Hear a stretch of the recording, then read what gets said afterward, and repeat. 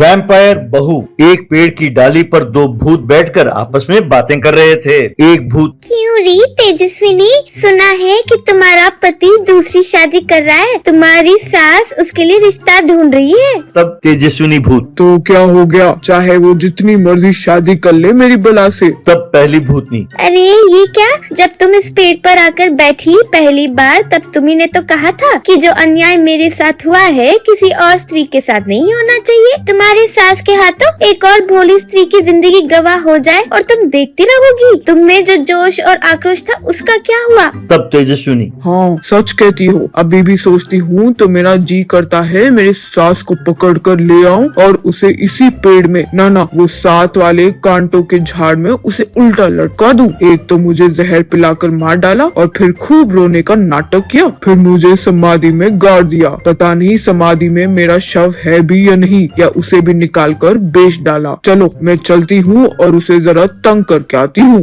यूं कहकर हवा में उड़कर सीधा अपने सास के पास चली गई। वहाँ तेजस्विनी को परेशान करने वाली उसकी सास शालिनी बाई अपने बेटे के लिए एक रिश्ता ढूंढने गई। लड़की के पिताजी अपनी बेटी को लाकर हॉल में बिठाया। शालिनी बाई, बेटी जरा चल के तो दिखाना। तेजस्विनी की भूत जो उस लड़की में प्रवेश कर गई, चलने के बजाय हवा में तैरने लगी। बेटा, ये क्या माँ, ये तो हवा में चल रही है। तब शालिनी बाई, चुप रहो बेटा, उसने हाई हील्स पहना होगा, उसकी साड़ी लंबी है ना, इसीलिए हमें ऐसे लग रहा होगा। ये लोग दहेज ज्यादा दे रहे हैं, ऊपर से तुम्हारी ये दूसरी शादी है। अब शक करना छोड़ दो और शादी के लिए हाँ कह दो। कुछ बातों को अनदेखा कर देना चाहिए, समझे। अरे बेटी अपना घूंघट हटाओ और मुखड़ा दिखाओ। तेजस्विनी ने घूंघट हटाया, दोनों दंग रह गए। क्या, ये तो बिल्कुल तेजस्विनी दिखती है। फिर शालिनी बाई अपने आप को संभालते हुए, अरे बेटी जरा एक बार मुस्कुराओ तो सही। तेजस्विनी अपने दांत दिखाते हुए जोर से हंसने लगी।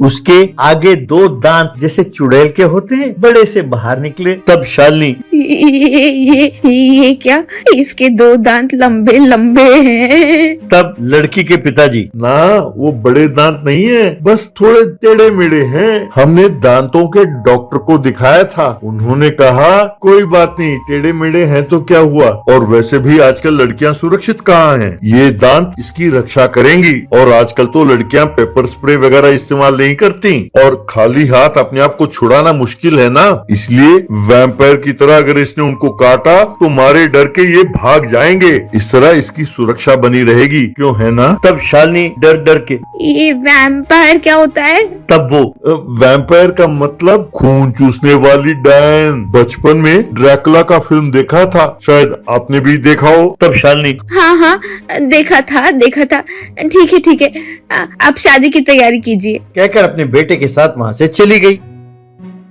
उनके जाते ही लड़की के माँ बाप भूत में बदल गए और तेजस्विनी से कहने लगे, तो ठीक है बेटी, हमारा काम हो गया, हम चलते हैं, शादी के दिन दोबारा आएंगे। कहकर उड़कर गायब हो गए। शादी करके तेजस्विनी घर बसाने चली। एक दिन शालिनी, बहू आज कहीं मेहमान खाने के लिए आ रहे हैं, मैं खाना बना लूंगी, तुम केवल मुर्गी का करी बनाओ, वैसे तुम चिकन बना लेती हो ना। तब तेजस्विनी, जानती हूँ माँ जी, पर मैं अपने स्टाइल में बनाऊंगी। तब शालिनी, अरे किसी भी तरीके से बना दो, बस स्वादिष्ट होना चाहिए। कहकर उसने उसको एक मुर्गी और एक चाकू दिया और कहने लगी, पहले मुर्गी को काट कर उसे साफ करो। तब तेजस्विनी, अरे इतनी सी बात के लिए चाकू की क्या जरूरत है माँ जी, और वैसे भी चाकू से काटा तो खून बर्बाद हो जाएगा। कहकर उसने मुर्गी को उठाया और अपने दांतों से काटने लगी और उसका खून चूसते हुए, अरे वाह, खून चूसे हुए कितने दिन हो गए, मुर्गी का खून है तो क्या हुआ भाई, बहुत स्वादिष्ट है। कहकर उसने मुर्गी का सारा खून चूस लिया। ये देखकर शालिनी डर के मारे थर थर कांपने लगी। तब तेजस्विनी, अरे माँ जी, मुर्गी में ज्यादा खून नहीं था, अब बिना खून के मसाला ग्रेवी कैसे बनाऊं, किसी और खून के साथ। यूं कहते हुए वो शालिनी की ओर बढ़ने लगी। तब शालिनी ने जोर से चीखा और बेहोश होकर गिर गई। तब से बहू का नाम सुनते ही शालिनी थर थर कांपने लगी। एक दिन माँ जी, मैं आपके बाल संवारती हूँ। कहकर शालिनी के पीछे जा बैठी और उसके बाल संवारने लगी और संवारते संवारते, अरे वाह माँ जी, आपका गर्दन तो एकदम बढ़िया है, बहुत मुलायम और एकदम सफेद। जिसके गर्दन इतने मुलायम हो उनका खून बहुत स्वादिष्ट होता है, ऐसे मैंने सुना है। इसके लिए आपके सर पर इतने सारे जू है जो आपका खून चूसते हैं। ये सुनते ही शालिनी उछल कर खड़ी हुई और थर थर कांपते हुए वहाँ से भाग खड़ी हुई। एक दिन उनके घर पड़ोसन आई और अपने हाथ में हल्दी का कटोरा लेते हुए कहने लगी, ये श्रावण का महीना है। कहते हैं कि अगर श्रावण के महीने में हम यदि औरतों के पैर में हल्दी का लेप लगाएं तो बहुत पुण्य मिलता है। इसीलिए मैं आपके बहू के पैरों में हल्दी का लेप लगाने आई हूँ। कहकर उसके कमरे में गई। वो तेजस्विनी के पैरों में हल्दी का लेप लगाने के लिए बैठी। थोड़ी देर बाद जोर की चीख सुनाई दी और शालिनी घबरा गई। पड़ोसन दौड़ती दौड़ती हॉल में आई और कहने लगी, मौसी जी, आपके बहू के पैर उल्टे हैं, वो इंसान नहीं, डायन है, डायन। कहकर वहाँ से भाग गई।